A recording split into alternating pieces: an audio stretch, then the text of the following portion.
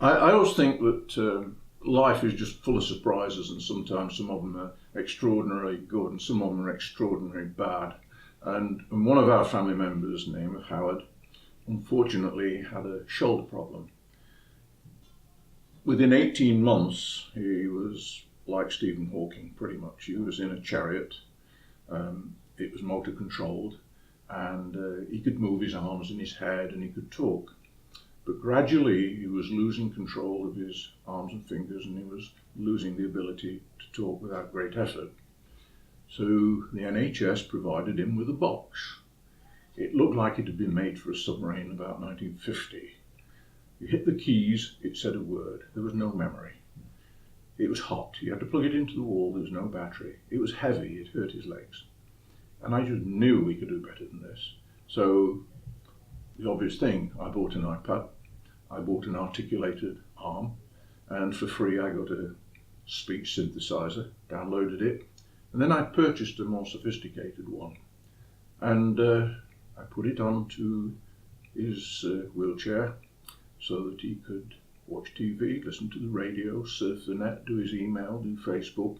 Best of all, he could press the keys, record whole sentences, and do actually far better than Stephen Hawking. He'd not got that old deck synthesizer that makes him sound like a robot. Well, that's Stephen's hallmark. It was much more natural. But the key innovation I came up with was to mount 2 loudspeakers either side of his head. And here is the reason why.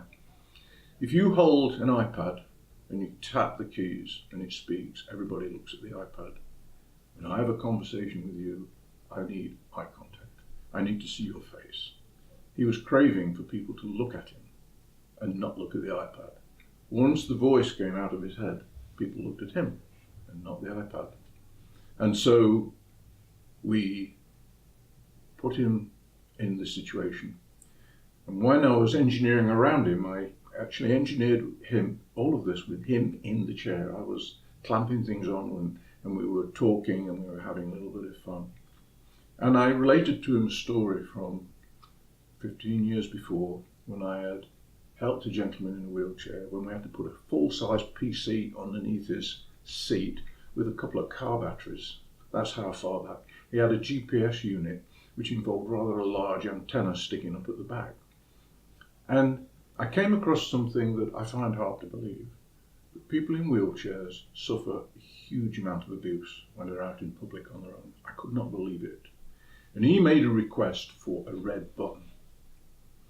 And I couldn't believe his request, but it turned out to be incredibly humorous. And so when I told the story, Howard requested a red button. So I put him a red button on his wheelchair.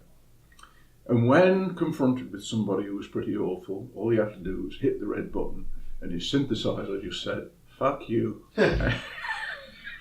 How wonderful. So there's this fully disabled human being in a fit of frustration and annoyance, hits the red button.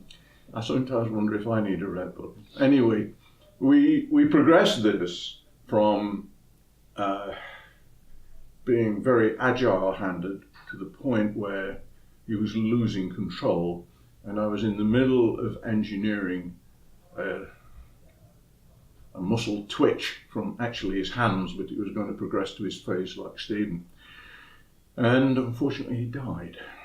But what was remarkable about all of this was when Howard went into Adam Brooks Hospital with what I had built, which wasn't rocket science. It was only going down to the store and buying bits and going onto the internet and getting a synthesizer and a few nuts and bolts and a little bit of innovation. They had never seen anything like it. And I was astonished. And I just think that sometimes people in the health system need to get out more.